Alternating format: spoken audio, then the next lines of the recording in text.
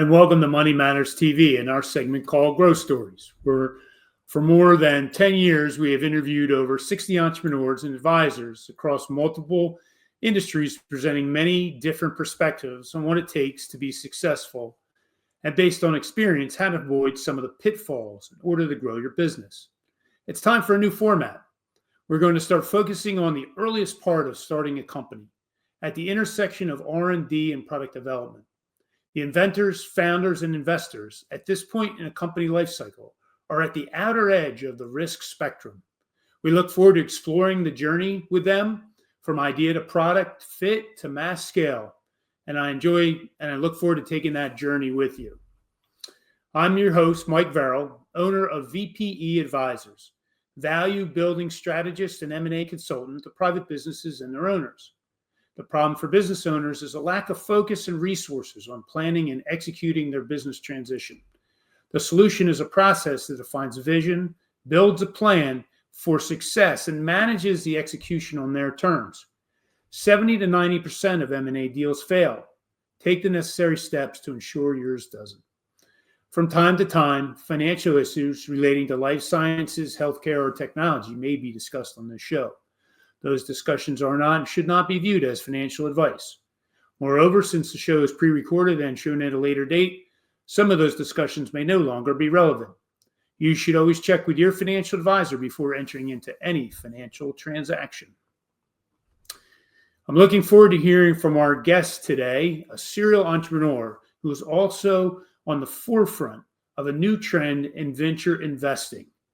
But before we introduce him, we have a question from one of our viewers. Kelly Martin from Philadelphia would like to know, when investing in AI, what should be considered? Thanks for the question, Kelly. This is a broad topic that could take many directions. If you're looking for exposure to the sector, there are many types of assets to invest in. As with any investment, it is important to understand your risk and tolerance and timeline for return. You could invest in a startup company developing new AI technology. You could invest in a venture fund focused on the sector. You could invest in public companies like NVIDIA, who are providing products to support the industry, or maybe an exchange-traded fund focused on this type of technology. Understanding your investment goals first would be a good place to start. I hope that's helpful, Kelly. Here's how to submit questions for a future episode. You can have your questions answered on Money Matters. Please go to our website, money-matterstv.com. On our homepage, click on the banner on the right that says, Send us your questions. While you're on our website, you can find information about our host and guests, as well as show notes and links about this show and past shows. Money Matters is also available as a podcast on iTunes and Stitcher, so you can listen to Money Matters while you're on the go. That website address, again, is money, M-O-N-E-Y, -matters, M-A-T-T-E-R-S, TV.com. As we move to our new focus, I've been lucky enough to be introduced to an internationally recognized expert in the structure and growth trend behind venture studios. As part of the ecosystem that has grown in popularity, as investors and founders explore the best way to foster ideas to become products and companies. A serial entrepreneur himself, I'm pleased to introduce to you Max Pog to Growth Stories. Thanks, Mike. It's a pleasure to be here. Great. Thanks for joining us, Max. I know you jokingly introduce yourself sometimes as Mr. Venture Studio, but in this relatively new frontier, you've become a leading expert. Can you tell us how you came to be such an expert and how you've managed to bring together the key founders, inventors, and investors to build this community? Sure, Mike. So initially, I always has been an entrepreneur. I've launched 3 bootstrap businesses until I met the venture studio model, which is when one organization is launching several companies each year and funds them. So I became obsessed with this model because I always had many startup and business ideas and wanted to launch them in parallel. So when I dived deep into the model. I published research about 1 year ago about venture studios, and it attracted a lot of attention from many venture studios, VCs worldwide. So this is how I started learn about it, and then switched to hosting virtual conferences for venture studios, creating podcasts for venture studios, launching a community for venture studios. A true entrepreneur, right? You had something, you came across it, formulated an idea around it, and realized there's a business model there. That's exciting. Part of what makes you a perfect connector is your empathy for what it takes to bring an idea to market and build a successful business. You've mentioned you've done that 3 times. You know, started those several businesses. Can you give us a background on each of those companies and give us some insight, kind of what you saw as the market opportunity and what drew you to those initial endeavors? Yeah, so earlier, actually, when I just was 10 years old, I heard the word business. I didn't know what it is, but when I understood, I figured out that, okay, this is what I will be doing. Then when I was 16, I saw an opportunity. There was a Chinese website before AliExpress appeared. And I saw that you can do drop shipping, or you can send some stuff from China, electronics, to other places and sell it. So this was my first business. I sold it when I was 17, just 1 year after. Then I pursued many startup business ideas, and after 4 years of struggling to get the customers, so I visited many restaurants, and the product was actually video projections inside restaurants, inside kindergartens, schools. So first 4 years I struggled from 2010 to 2014 until I finally got stable revenue, customers, partners, and this business is my main source of income for the last 10 years. And then in 2018, I launched a company doing online courses out of my interest in meditation and yoga and healthy lifestyle. We launched online courses on these topics, and it also got some traction, and we got more than 120,000 students participated in different programs, not only on yoga meditation, but also personal development, personal productivity, then some professional courses. So those 3 businesses I launched. And then when I met the venture studio model, first I wanted to launch my own studio. Then I decided to go deep and somehow attracted a lot of attention from many studios. Yeah, that's great and very interesting. And obviously, persistence is a key ingredient. It took a lot of persistence for you, particularly in your video projection business that you've started and grew. Can you give us a sense, kind of, where did you get that persistence? Did you grow up with in an entrepreneurial environment with your family? Like, what was your childhood like, or is there any particular people that you emulated? Do you think to model that kind of behavior? So for the persistence, actually, I don't think I have some models. So my father was an entrepreneur, and so he just taught me that I asked him a lot of questions about how things work. But then, so something kept me around this idea of video projections, because I bought a short throw projector, which can create a big image from a short distance. And when I just launched this video projection on my wall, I just thought, oh, wow, this is amazing. So, and this is how I continued to work on this idea, tried many different types of how can I attract customers, and somehow until a certain level of efforts that I put there, we got some customers and partners, and it got traction.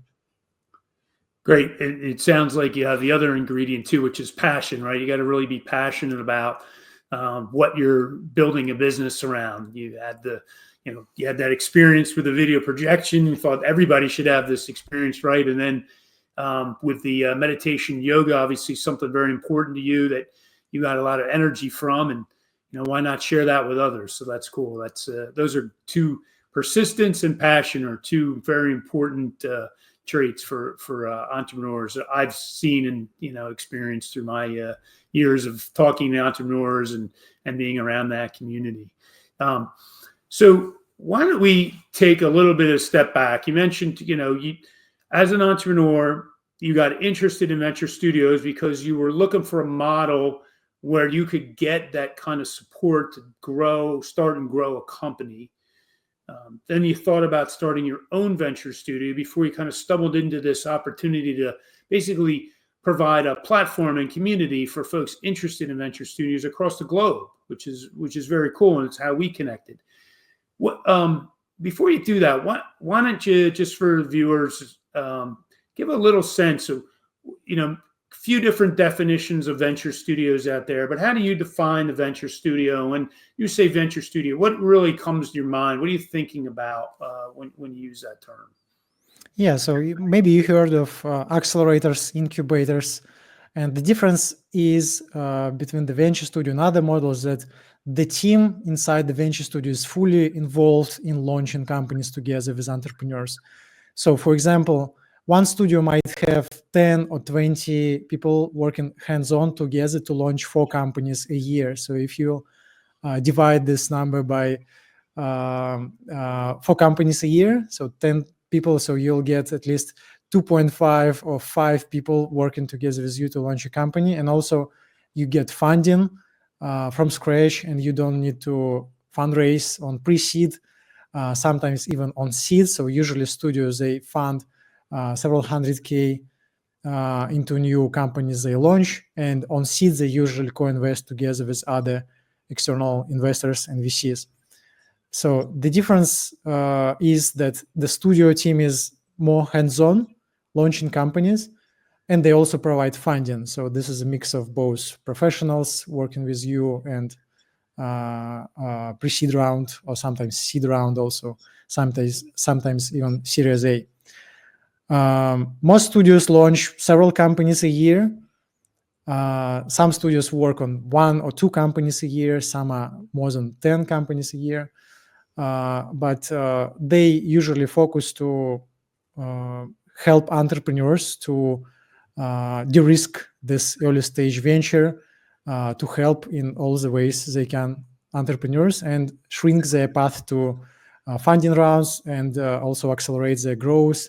And also we see that startups created in studios, they exit faster than traditional startups because they have this support from a venture studio. And sometimes also venture studios are called like institutional co-founders.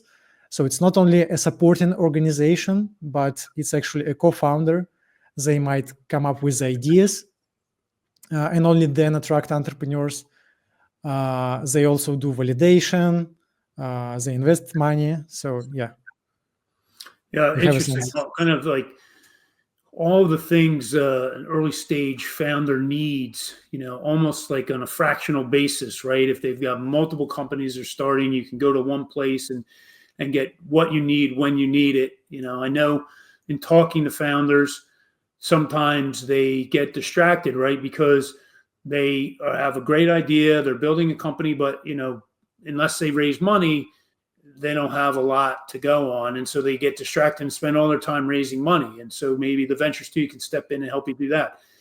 Maybe it's great to have a co-founder who is, either been in that industry or understands some of the pitfalls when you're developing technology, for instance, in a particular industry. Yeah, so that's really cool. And different, I guess, than an accelerator where it's like a short period of time and it's kind of a race to the finish. The venture studio is typically what my experience has been, and you tell me, but it's a longer period of time. It may be, the company may be in the venture studio, depending on what the type of development is. Like a life sciences venture studio, probably going to be longer, but say like 2 to 5 years instead of like 6 to 12 months in accelerator type atmosphere. Is that what you've seen? Most studios, they work for 12 to 24 months or 1 to 2 years to make a spin-off. Okay. But I think in some fields, like biotech, it might be longer. And they try to reach such a level of startup development when there is a product market fit, when there are external investors investing in the company, and when the team is fully formed, the customers buy the product, they make the startup independent, and the startup continues to grow. But sometimes studios continue to help as co-founders and as key players in the startup development. So they make introductions to investors. They might help to bring some corporate partner to help this company grow. But this key like co-founder period is between 1 and 2 years. Gotcha. Yeah. Okay. That makes sense. Yeah, because then they'll be in a point where they can kind of grow up and be on their own. They're still developing, and maybe it's not a fully scaled product in the market, but at least they've got some traction. Maybe they've gotten some commercial pilots or, something like that. So they kind of they can take the training wheels off, I guess, if you will, and you think of the venture studio that way.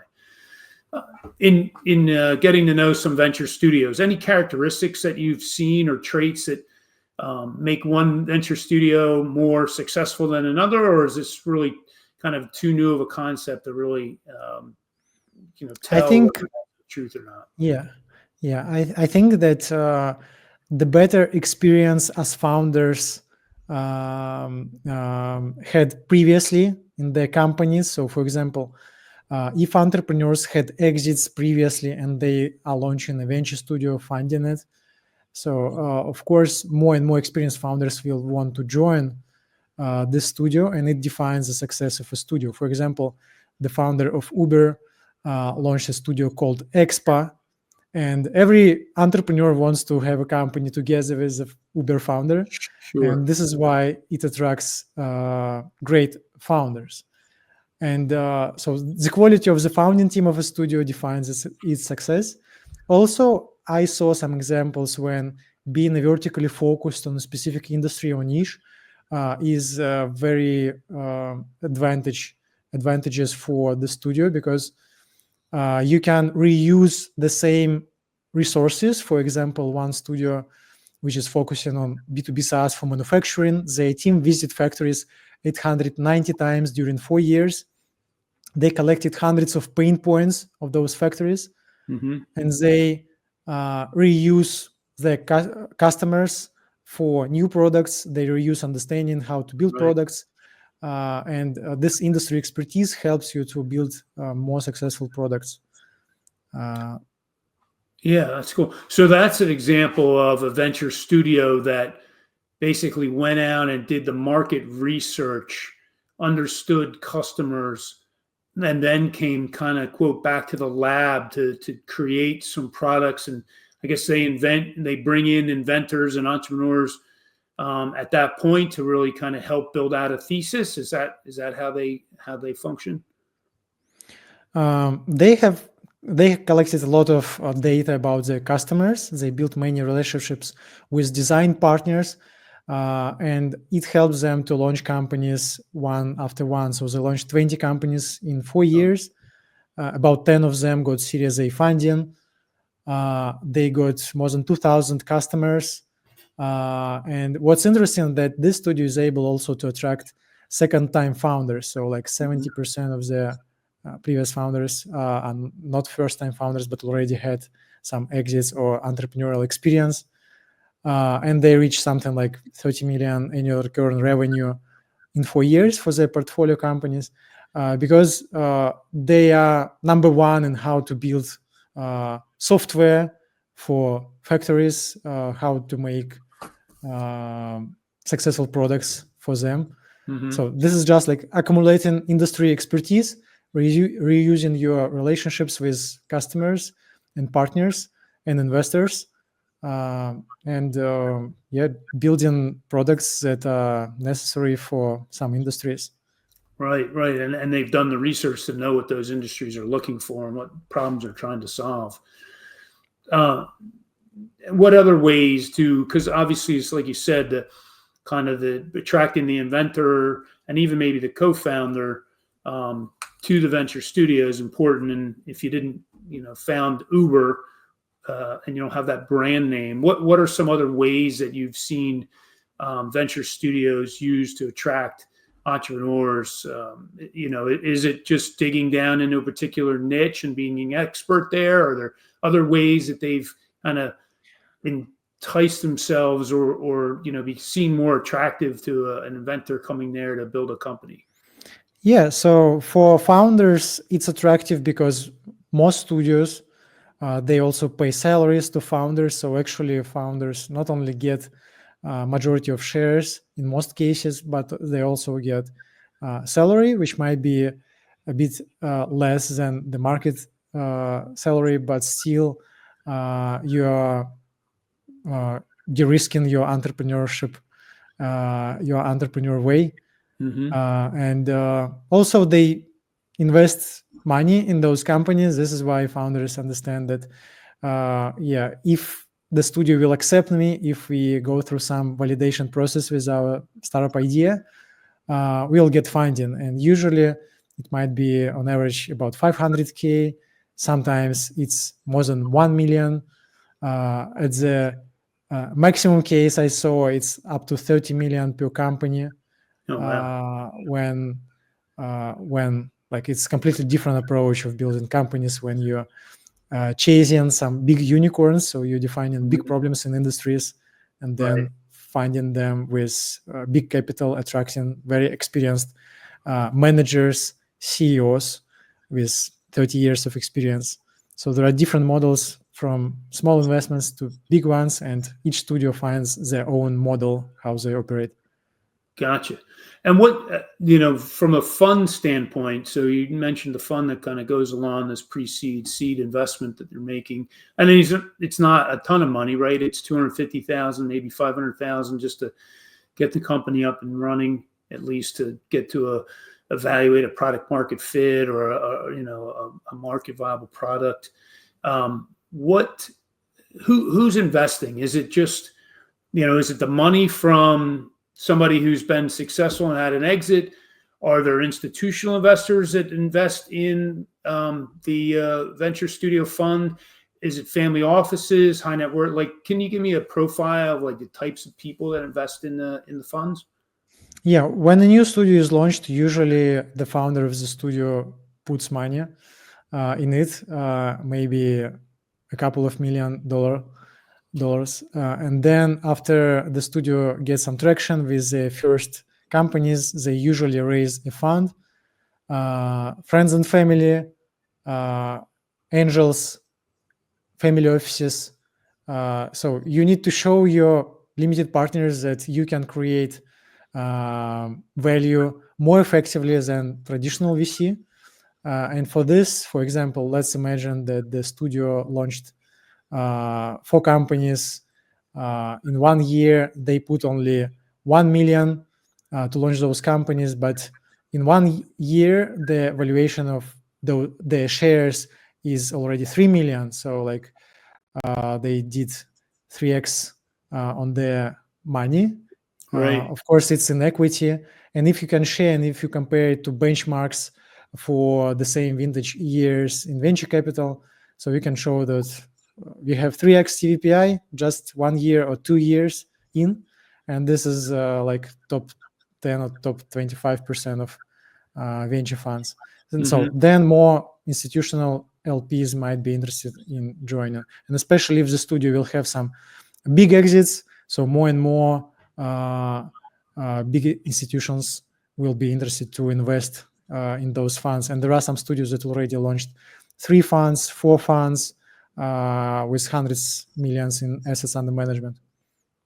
Do you think the venture studio concept has come about because of that, whatever you want to call it, the gap in financing, the valley of death, whatever it is, between that really great, startup idea and getting enough traction to get to a point where you've got an MVP or you've evaluated product market fit as best as possible to then really try to commercialize and scale?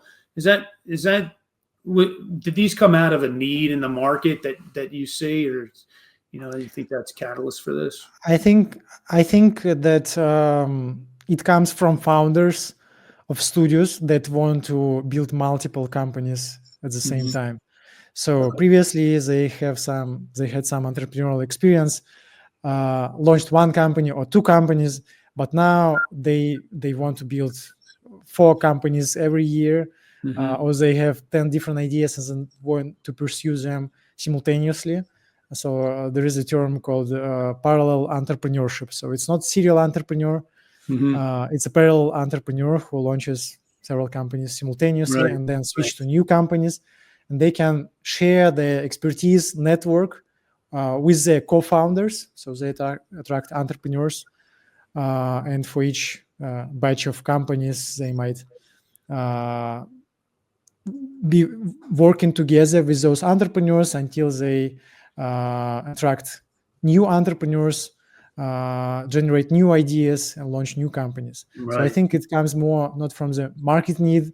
Of course, there is a market need for capital, for experience, entrepreneurial experience, but it comes from the psychology of entrepreneur that some people want to be fully focused on one venture, and some want to pursue multiple companies. Mm-hmm. Well, in the venture studio model, you can have, somebody hyper focused on that one idea, but then somebody more broadly looking across the portfolio and really working to develop that. So that's interesting. How about the financial structure? Like, how much is the studio taking? How much stays with the entrepreneur? How do the investors, like, is it a typical 2 and 20 type of scenario for the fund to LPs? Like, how does that work? There are two types of structures. So the holding company usually takes common shares. They take maybe 10, 15, 20% shares in each company. For the team working together for 1-2 years with the startup. And the fund has usually a typical 220 structure for limited partners.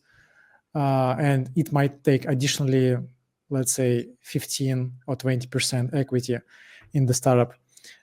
So this is a dual entity model when there are two entities in the studio, but sometimes there is only one holding company which works, and they invest on average $500K on average for 25% equity as a studio, and they launch several companies each year. For limited partners, so depending on the studio, the returns might be completely different. So some studios might show more than 50% IRR. Many studios also fail, so there is not an ideal model. There is a lot to learn for this model. Right. Yeah. Okay. Wow, that's really interesting. I mean, I feel like we could talk all day on this. Just in closing, got about a minute left here, Max. And anything, like, you're working across the globe in venture studios. Is there one market that you see grabbing onto this trend more so than others, or are you seeing it pretty? The US and Europe are two biggest markets for venture studios. So there are around 1,000 studios worldwide now, and I think about 70% are in the US and Europe collectively, and 30% rest of the world, Asia Pacific, Latin America, Africa. I just listened to a podcast the other day. One Bio is the only life sciences venture studio on the continent of Africa, according to them, right? I don't know for sure. I didn't verify it, but it sounds like a great model.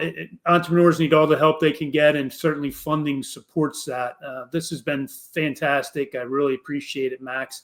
It's been great to have you on the show, and we're anxious to see how the studio trend continues and develop whether it can accelerate ideas to the market.